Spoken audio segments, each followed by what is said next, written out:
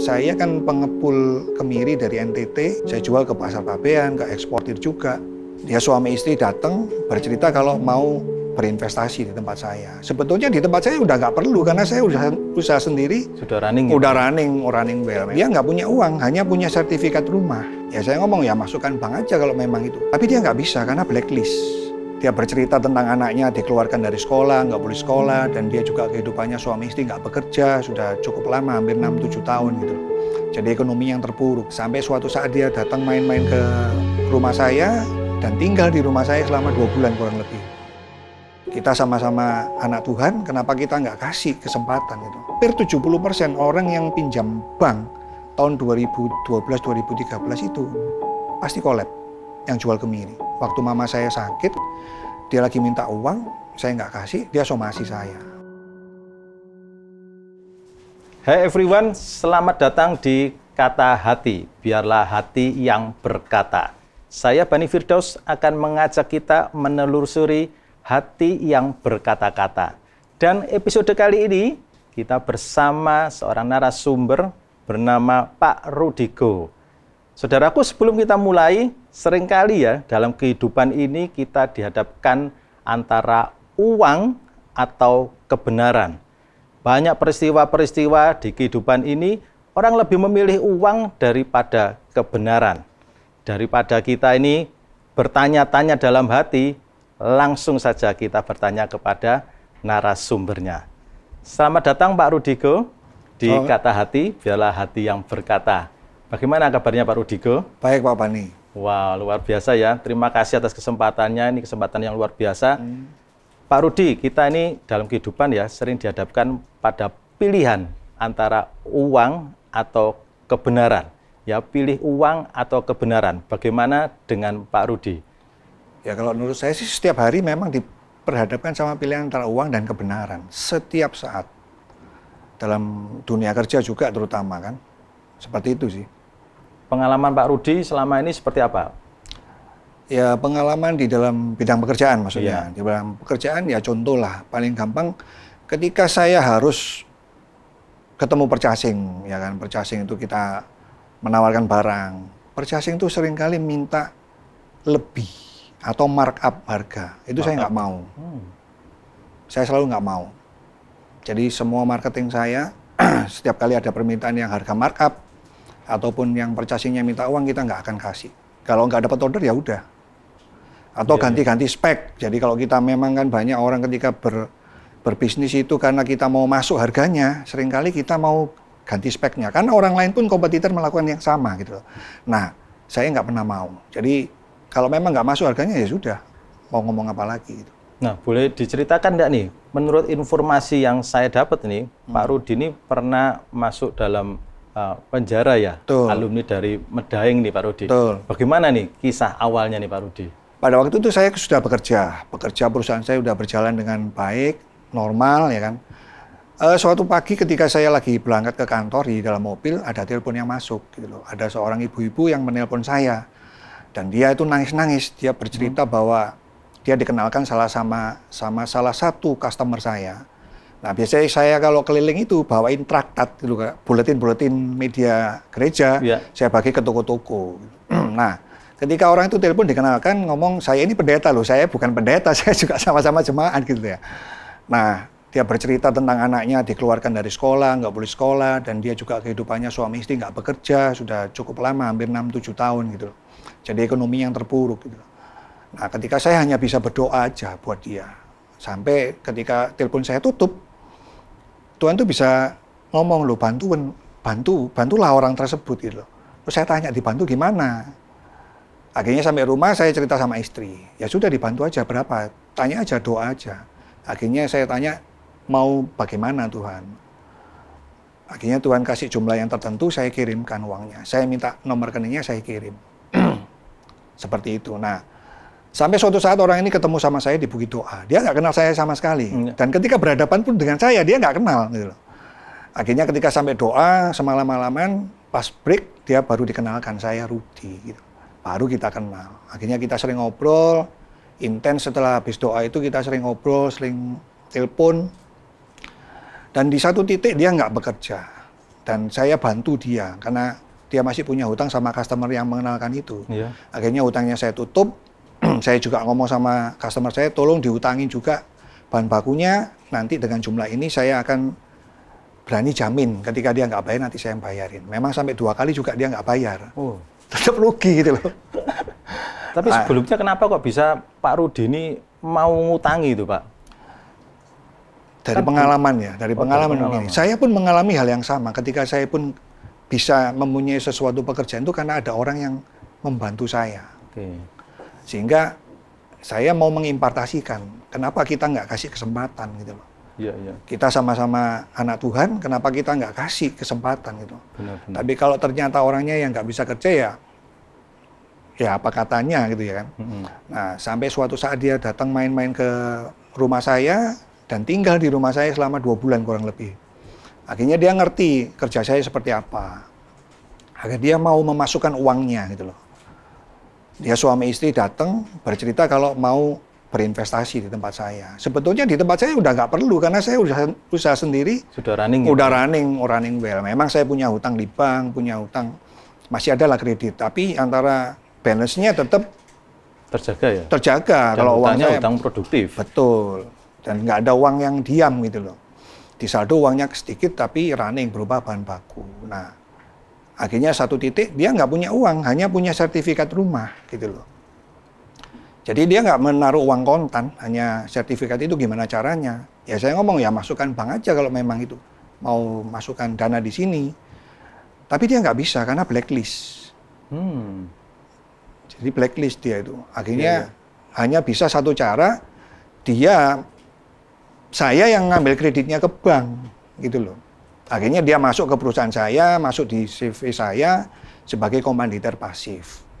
Tapi yang ngambil kreditnya atas nama saya. Atas namanya Pak Rudi. Betul. Jadi uangnya betulnya bukan uang cash. Jadi saya yang harus tiap bulan bayar ke bank juga kan. Sama ngasih keuntungan ke dia tiap bulan. Jadi ceritanya ini setelah dibantu, masih dibantukan lagi masuk ke perusahaannya Pak Rudi. Iya, betul. 2 kali membantu. Betul. Nah akhirnya berjalan selama setahun, running well, bagus. Kita juga usahanya juga meningkat karena ada uang fresh money yang masuk gitu loh. Iya.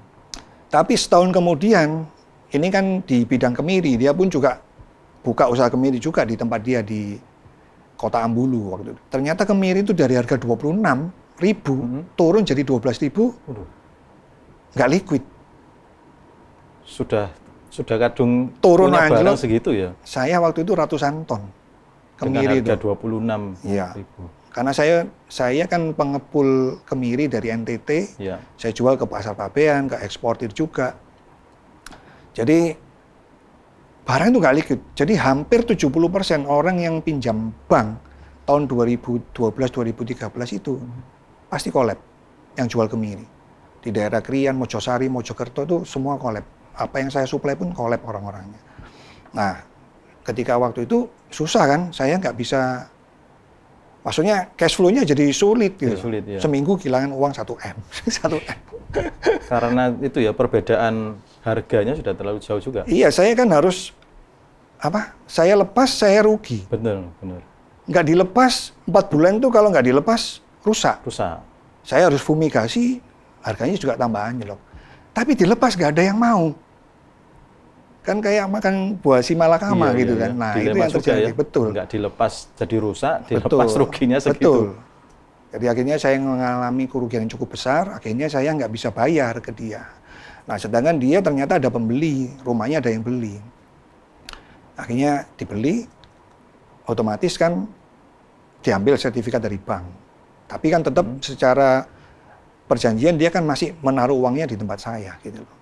Memang ada lebihnya dia bawa yang tunainya. Nah, ketika saya sudah sulit untuk bayar, tidak bisa memberikan keuntungan ke dia, saya hanya bisa mencicil dengan keadaan. Jadi dia minta uang, saya ada uang, saya kasih 5 juta, saya kasih. Dan 3 juta, saya kasih. Karena perusahaan saya juga yang lainnya keseret semua. Ya. Semua bidang itu keseret semua gitu loh. Dan waktu itu partnernya Pak Rudi benar-benar mengetahui ya kondisi itu? Tahu benar. Kondisi tahu benar. Karena dia juga pelakunya kan berjualan barang tersebut gitu loh. Nah, ketika sampai itu sudah 3 tahun, 4 tahunan mungkin. Waktu mama saya sakit, dia lagi minta uang, saya nggak kasih, dia somasi saya. Jadi rentang waktunya cukup lama gitu loh. Somasi saya, ya saya juga hadepin. Ketika saya nggak ada uang pun, dia datang ke rumah, dia mau ngambil barang, diambil tuh. Saya lagi kerja tuh, laptop diambil, saya kasih. Komputer yang di kantor, printer, TV di dalam rumah diambil, ya saya kasih. Mobil saya kasih. Oh, sampai segitunya ya? Sampai segitu. Datang mengambil barang itu? Iya. Karena ada awal-awalnya Pak Rudi memang menjanjikan keuntungan ke dia atau seperti apa, Pak? Kok bisa sampai? Ya kan kalau memang untung, makanya waktu di notaris dikatakan. Iya. Lah kalau ini untung kan, kalau rugi gimana? Dia hanya diam. Kan namanya orang kerjasama itu kalau untung oke, kalau rugi ya harusnya ditanggung bersama. Tapi ini dia nggak mau. Nggak mau. Maunya orang itu semua manusia, ya kebanyakan ya rata-rata mau untung nggak mau rugi. Mau untung nggak mau rugi. Tapi saya punya niatan untuk mengembalikan, it's okay lah, nggak masalah. Tapi kan saya keadaannya nggak ada gitu loh, dalam keadaan nggak ada gitu. Ya saya berusaha untuk membayar aja apa yang ada, sambil saya juga recovery. Tapi sulit, masa-masa itu memang sulit sekali. Sampai satu titik ya sudah, saya nggak bisa memberi, dia somasi saya, ya saya jalanin. Diperiksa pun saya datang. Saya diperiksa tuh kurang lebih 1,5 tahun. Dan saya tahanan luar, saya nggak ditahan. Semua data saya kasih semua ke penyidik, semuanya diminta, bukti-bukti saya kasih semua. Detail, ada semua. Saya juga konsultasi dengan pengacara. Gitu. Gimana gitu caranya. Nah, pengacara cuma ngomong, oh sebelumnya ini perdata, karena apa? Kamu sudah mencicil, membayar, ada niatan untuk membayar. Ada niatan untuk membayar. Semua detail perinciannya, apa yang diambil dia, saya tahu. Saya ada semua, saya suruh tanda tangan. Gitu. Sampai satu titik saya akhirnya diomong, bahwa orang ini kok lama-lama nggak ngerti gitu ya. Keadaan saya, sudah, saya diam aja gitu. Pengacara ngomong, ini kalau menyediakan jumlah tertentu uang, masalahmu selesai kok sebetulnya. Karena ini perdata, bukan pidana, gitu loh. Tapi saya punya prinsip, saya nggak mau main uang, gitu loh. Saya mau mengandalkan Tuhan, gitu loh. Tapi ketika ngandalkan Tuhan, apa yang saya dapat? Ternyata, ya memang waktu itu disidik sampai 1,5 tahun, pada tanggal 30 September kalau nggak salah. Saya diomong, kamu, kan setiap minggu saya absen. Datang gitu ke Polrestabes. Pada tanggal 30 kamu datang. Saya langsung ngomong, ini di luar kebiasaan. Kayaknya saya masuk ini. Tapi saya sudah prepare sama anak istri, sudah saya prepare kok. Jadi saya datang cuman bawa KTP, SIM, sama uang 100.000. Semua tak tinggal di rumah gitu. Jadi saya datang langsung ke Polrestabes, langsung saya dibawa ke kejaksaan. Nah, pada waktu proses itu Pak Rudi kan ditawarkan ya, bisa diselesaikan dengan nominal sekian. Kenapa kok Pak Rudi tidak menempuh hal yang itu? Karena saya punya prinsip ini, ketika saya bekerja, saya sudah nggak mau bekerja itu dengan mengandalkan uang, mengandalkan jabatan atau orang lain. Saya mau jalan benar-benar itu kerja itu yang seturut kehendak Tuhan. Berjalan seturut firman Tuhan. Itu yang saya jalani dalam pekerjaan. Makanya saya kalau orang ditilang anak buah saya nggak mau nyogok. Udah tilang-tilang aja. Nggak ada yang namanya 86. Nggak ada. Semua. Nggak enak nih jadi anak buahnya Pak Rudi, nggak ditolongin ini. Oh iya. Ya, gitu ya. Nggak ada. Loh, tapi justru ketika dulu setiap minggu tuh rata-rata ada 2 atau 3 anggap tilang gitu ya kan, mesti ya tahulah ya kan. Itu ketika saya lakukan seperti itu, hampir 1 bulan nggak ada tilang. Justru itu yang mendidik ya? Justru mendidik. Wow. Karena gini ya, pernah nggak kalau memberi petugas ada kwitansinya nggak? Nggak ada kan? Iya. Jadi kadang-kadang anak buah itu nggak ada duit, ya ngomong aja ditilang. Mana tahu kita. Oke, paham. Betul nggak? Ya, benar-benar. Tapi kalau sekarang ditilang aja, ya dia nggak bisa cari ceperan kan. Itu yang terjadi. Makanya kita bekerja dengan hikmat, tapi dengan jalan kebenaran itu akhirnya Tuhan tuh bukakan cara-cara yang buat dunia itu yang nggak masuk akal, tapi bisa terjadi. Itu yang saya alami dalam pekerjaan. Dan itu memang dipegang teguh oleh Pak Rudi. Saya berusaha memegang teguh. Saya nggak bisa 100%, 99% lah kurang lebih. Ada 1% yang mungkin saya miss dan masih kompromi. Tapi saya tetap berusaha ke sana. Ada 1% itu karena dipaksa oleh keadaan. Dipaksa oleh keadaan dan harus dilakukan. Nah, itu memang masih dilema yang itu. Ya, tapi prinsipnya saya nggak mau bekerja itu hanya karena uang. Sebelum masuk ke keputusan tadi Pak Rudi, ya, saya ingin narik ke belakang sebentar. Apakah Pak Rudi sebelumnya juga pernah dalam kondisi yang harus memilih antara kebenaran atau kerjasama dengan teman bisnis? Saya berpikir dengan kacamata saya, makanya salahnya saya itu. Sampai satu titik itu ketika kita ngalami hal yang seperti ini, istri saya ngomong gini, bajumu nggak bisa kamu masukkan ke baju orang, ke tubuh orang lain. Kamu nggak bisa memandang orang lain itu seperti kamu. Prinsip kamu nggak bisa kamu taruh di orang lain gitu loh. Iya. Iya kan? Kita bisa ngomong, tapi bisa nggak orang itu melakukan? Paling iya, tapi kita nggak tahu hati orang. Makanya di firman Tuhan, Tuhan katakan nggak ngeliat rupa, ngeliat hati. Tapi kita nggak bisa baca hati orang. Benar. Sahabat Kata Hati, sebelum kita lanjut lagi ya, mengenai keputusannya seperti apa, tetap stay ya di Kata Hati, biarlah hati yang berkata.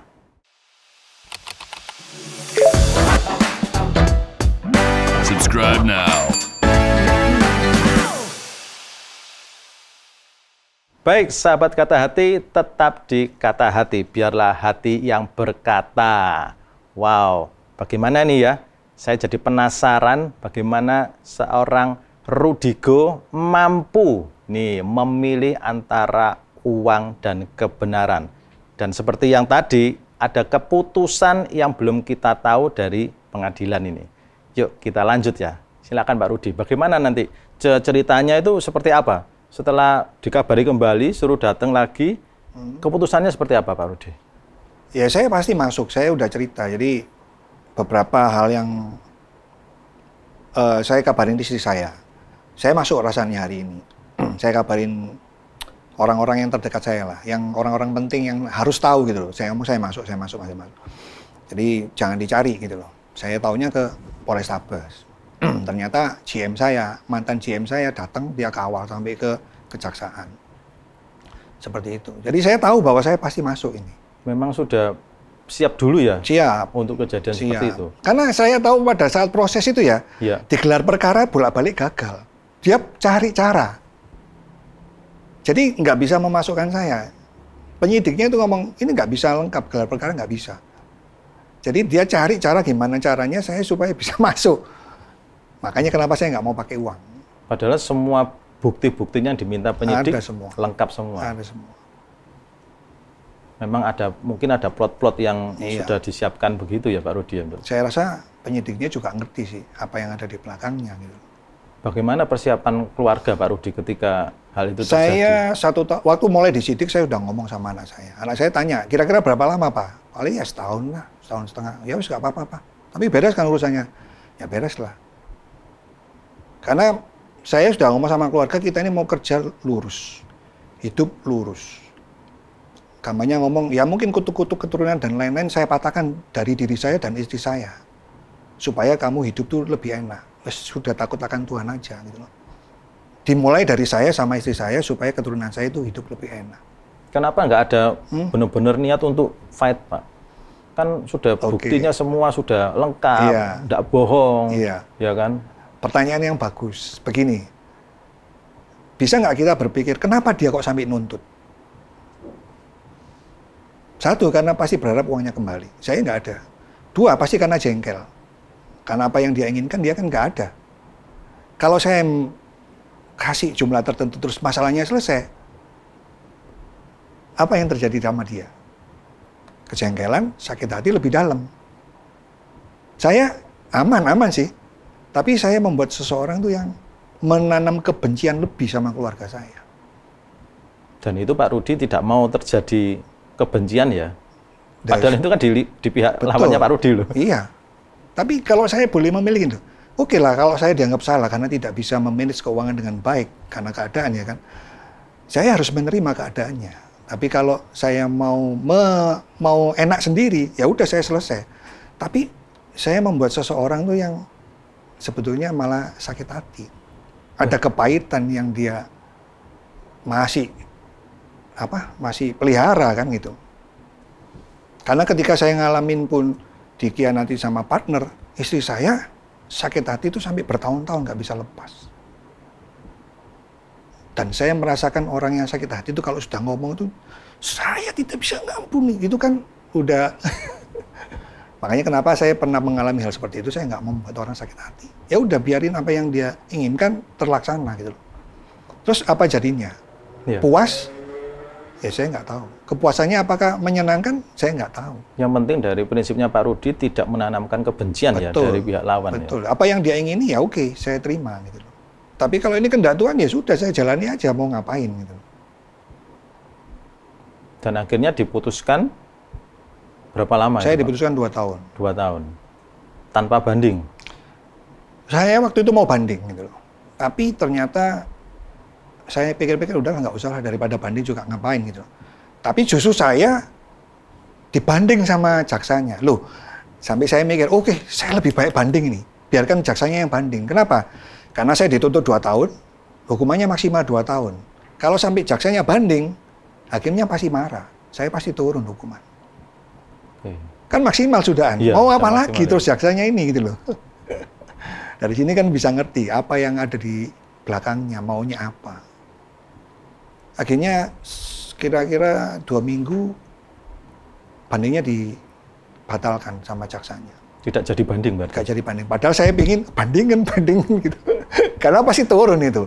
Karena pasti hakimnya marah. Kamu sudah saya kasih maksimal, mau ngapain lagi gitu. Inisiatifnya dari jaksa, bukan dari Pak Rudi? Bukan, dari jaksanya malah. Ketika bandingnya gagal berarti benar-benar dinyatakan menerima keputusan 2 tahun itu, Pak? Betul. Keluarga bagaimana gitu ya, kalau terima segitu, apa enggak shock ya? Keluarga sih Istri enggak dan lah. anak. Enggak lah. Saya udah ngomong, udah jangan khawatir itu. Malah saya yang khawatir, kenapa? Karena yang sumber penghasilan kan dari saya semua dulu, saya yang kerja semuanya kan. Itu yang saya khawatirin kan. Terus gimana untuk ekonomi kan? Ya ternyata Tuhan caranya lain gitu. Wow. Justru saya semakin belajar ketika kita hidup berserah dan memang mau jalan dalam jalan Tuhan, nggak seperti yang kita bayangkan kok. Makanya di Alkitab tuh dikatakan pikirkan yang benar, yang mulia, yang manis didengar, sedap didengar. Betul itu. Manusia itu selalu diintimidasi oleh kekhawatiran. Nggak ada yang dikhawatiri itu. Jadi yang kita khawatirkan ini nggak sepenuhnya terjadi? Nggak sepenuhnya terjadi kok. Contoh lah gampangnya. Ya. Orang nggak punya uang. Takut nggak bisa makan kan? Benar. Tahu-tahu ada yang ngajak makan. Ketika masa perjalanan 2 tahun itu, Pak Rudi kan tentunya tidak bisa bekerja, Pak Rudi. Iya. Siapa yang menjadi penopang ekonomi keluarganya? Secara bisnis, saya bisnisnya kan sebetulnya masih running, ya kan. Cuman karena cash flow-nya yang jadi susah gitu kan. Ya ketika waktu di dalam, saya masih drive istri saya untuk kerjakan. Jadi saya mulai mengajari lah. Jadi untuk nego-nego harga tetap saya yang kasih keputusan. Jadi kalau ini gimana ceritanya? Ya kalau saya masih bisa menghubungi istri untuk mengajari dia bernegosiasi sehingga mendapat order. Tapi yang perlu digarisbawahi, tidak ada marketing yang jalan. Semuanya Tuhan yang kasih. Orang datang, tanya, order, beli, Tuhan yang kirim. Kita nggak pernah nawar-nawarin ke siapapun. Oh, ajaib ya. Iya. Benar-benar di luar dugaan ini. Tidak. Itu yang tidak pernah kita pikirkan. Dan itu Tuhan cukupkan. Padahal ini kan pandemi kan. Benar. COVID kan. Kan semua kan WFH semua. Justru Tuhan kirimkan tuh lebih. Saya kan masih ada tanggungan di bank juga. Gitu. Nah itu kita bisa bayar. Itu hebatnya. Jadi kan yang dikhawatirkan tidak terjadi kan. Iya, yang nah, dikhawatirkan banyak kita anak-anak terjadi. Tuhan itu khawatir kalau nggak punya uang. Makanya ketika di dalam tuh saya dikuatkan ceritanya saudagar kaya yang disuruh jual uangnya, hartanya itu kan nggak berani. Saya di dalam sudah tak jual nih, hartanya kan nggak punya istilahnya. Udah tak jual memang ya, saya mengandalkan Tuhan. Dan itu yang terjadi. Tuhan pelihara, bahkan lebih. Bisa Bahkan buat lebih. bayar. Bisa juga nabur juga dikit-dikit. Peristiwa ini terjadi tahun berapa, Pak? Tahun 2019 September. 2019 Ya, September. saya keluar tuh 26 Desember. Karena dapat asimilasi juga. Jadi saya 1,5 tahun lah kurang lebih. 1,5 tahunan kurang lebih. 26 Desember 2020. 20. Berarti ini persis di tengah-tengah masa pandemi ini. Iya, masih pandemi. Jadi memang karena mendapat remisi sama pas asimilasi. Jadi berbarengan lah. Kalau enggak mungkin saya Januari baru keluar. Januari 2021. 2021. Lumayan lah sebulan. Iya. Selama apa yang gini? Pertanyaan saya jadi berpikir gini. kalau saya jadi keluarganya Pak Rudi ya, sahabat kata hati, apa yang bisa menguatkan kehidupan saya nih? Seorang ayah yang bekerja dengan niatan baik, tiba-tiba harus menghadapi masuk tahanan selama 2 tahun. Ini apa Pak Rudi yang membuat kekuatan dari keluarganya Pak Rudi? Di keluarga saya ya? Iya. Oke. Buat keluarga saya semakin dicelikan bahwa cara Tuhan pelihara manusia. Kan nggak ada saya kan?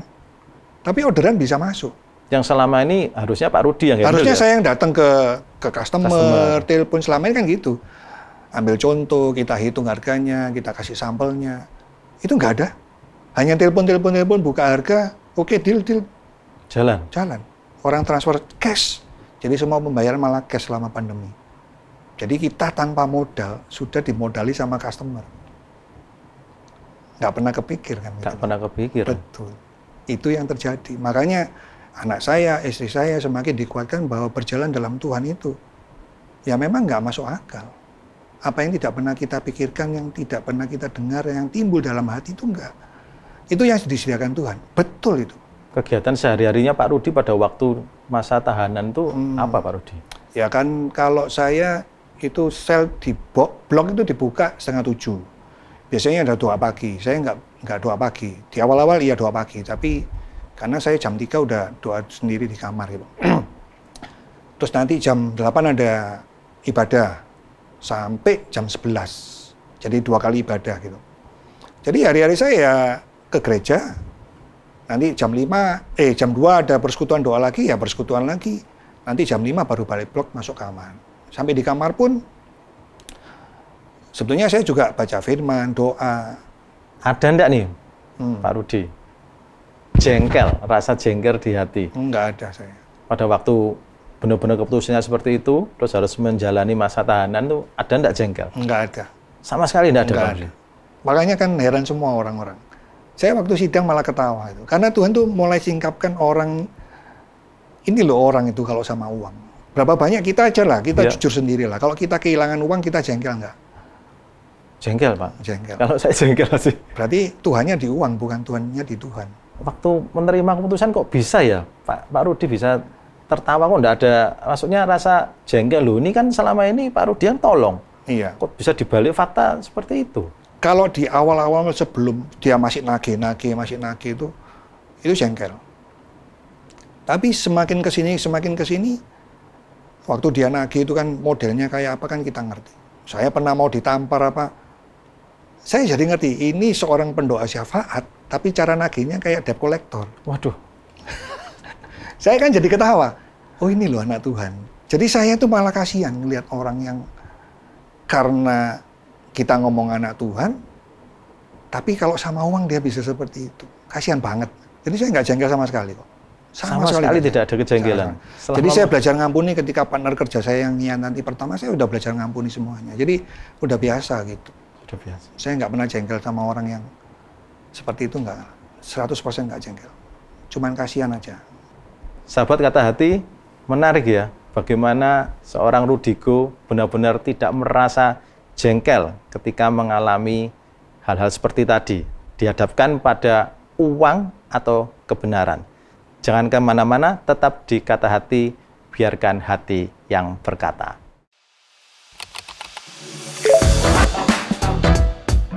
Subscribe now.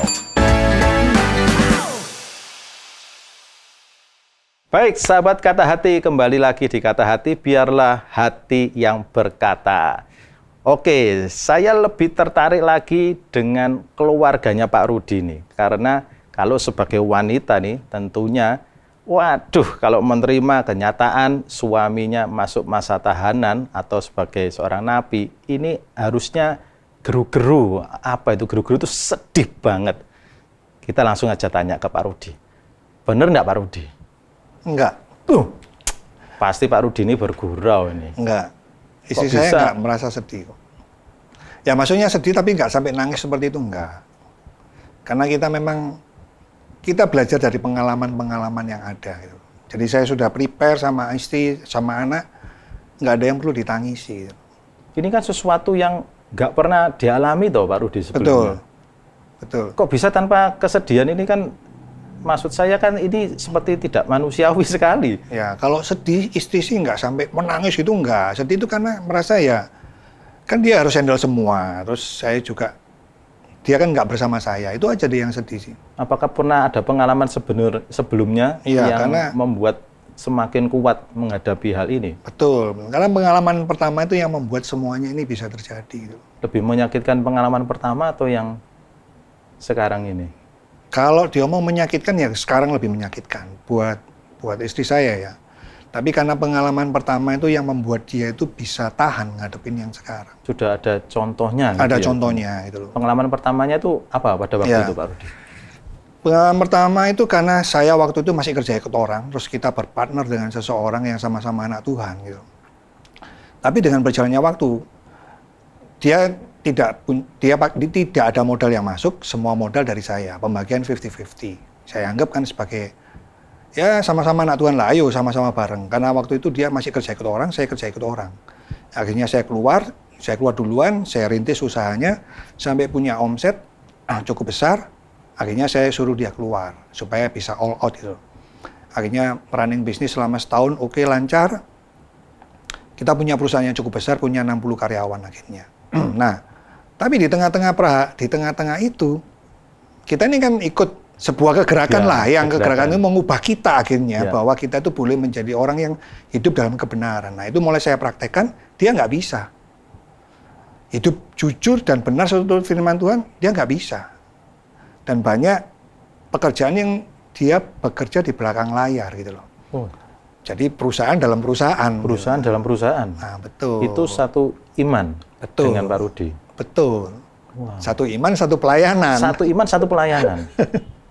Ini benar-benar antara uang dan kebenaran. Betul, ini. betul. Orang itu anak Tuhan diperhadapkan antara uang atau kebenaran. Kebenaran. Banyak orang ngomong nggak bisa kebenaran dicampur sama pekerjaan. Saya bisa. Masalahnya mau apa nggak mau gitu. Nah, ketika dia berkhianat saya pisah gitu. Pisah itu, tapi di dalam perpisahannya itu dia masih cari info tentang saya. Anak buah saya tetap berusaha diambil, memang ada kejadian supervisor saya diambil.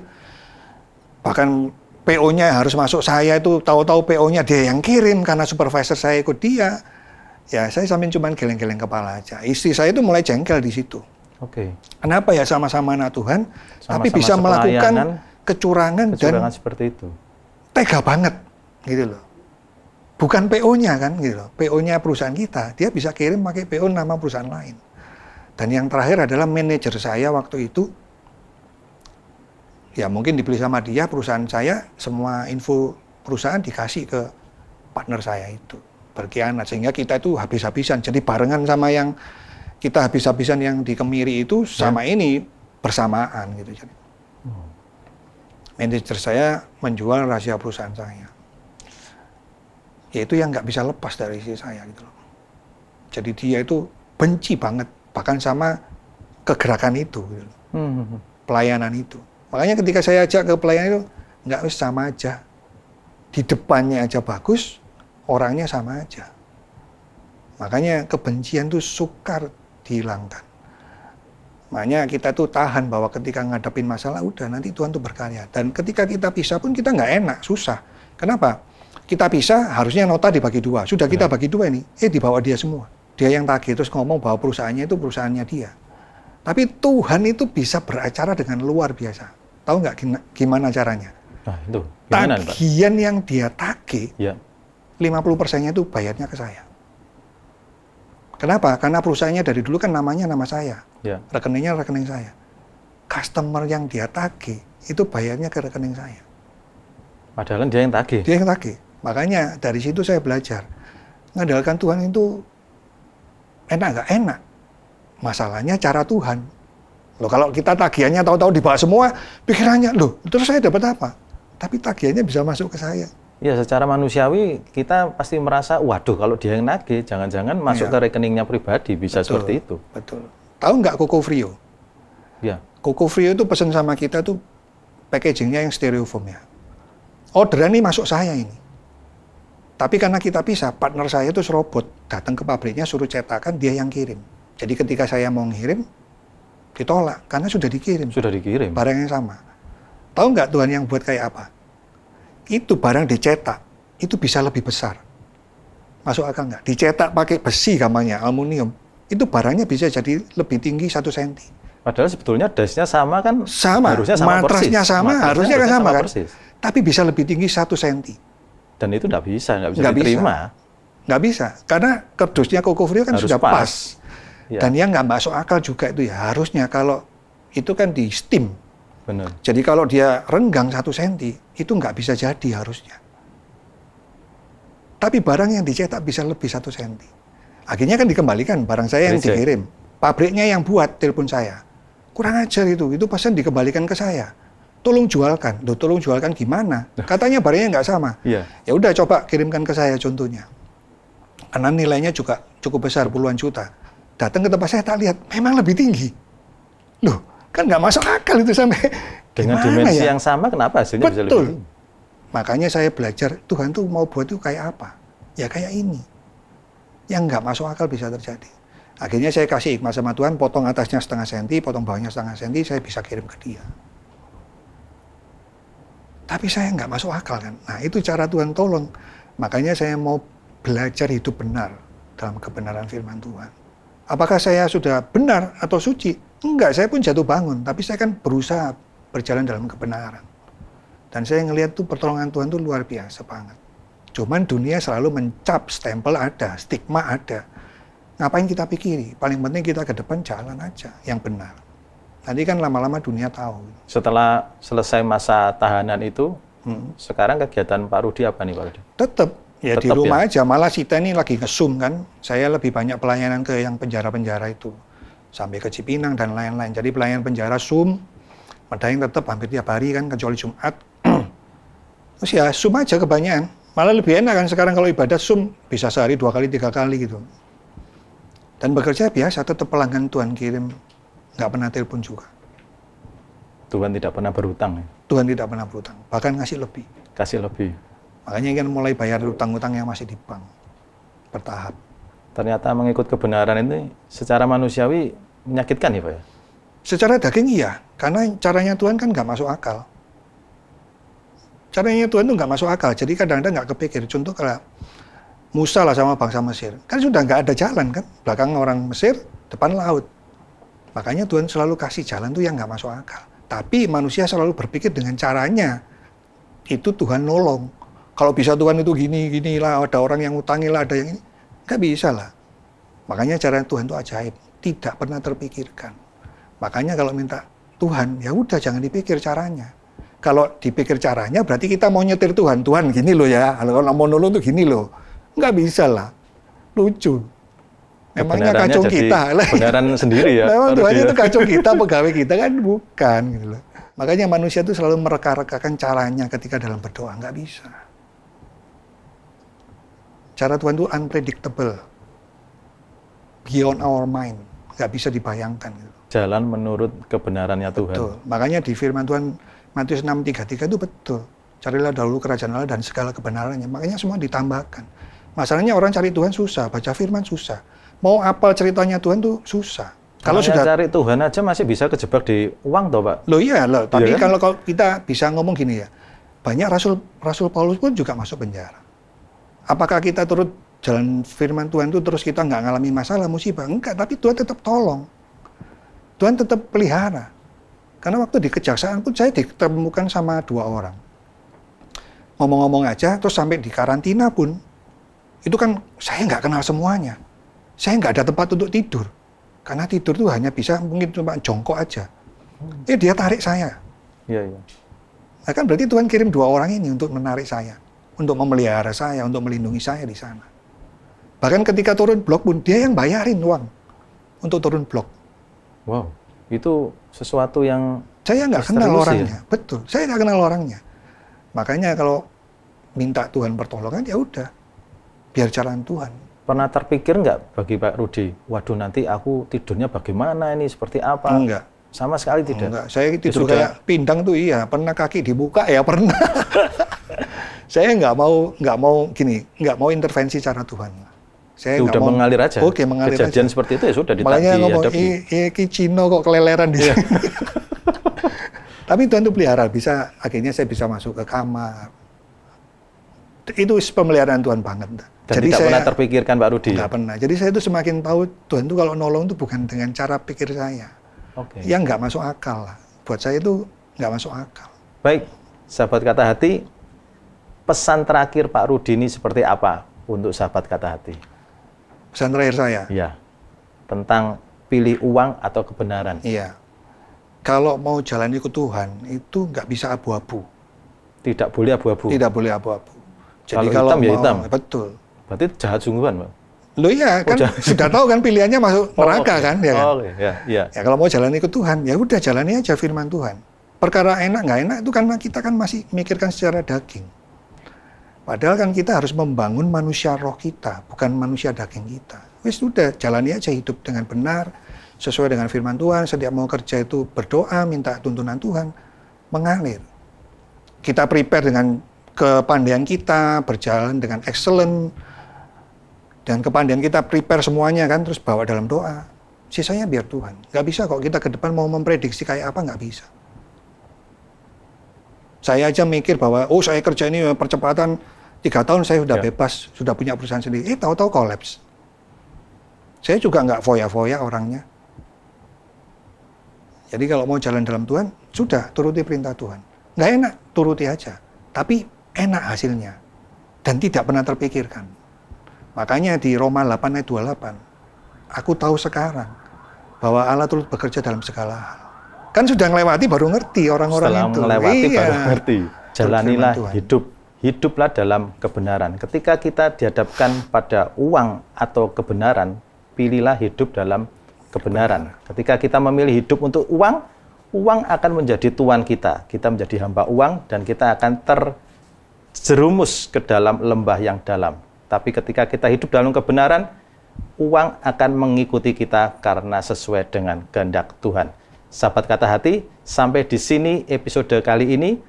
Kata Hati, biarlah hati yang berkata. Saya Bani Firdaus, sampai ketemu di lain kesempatan.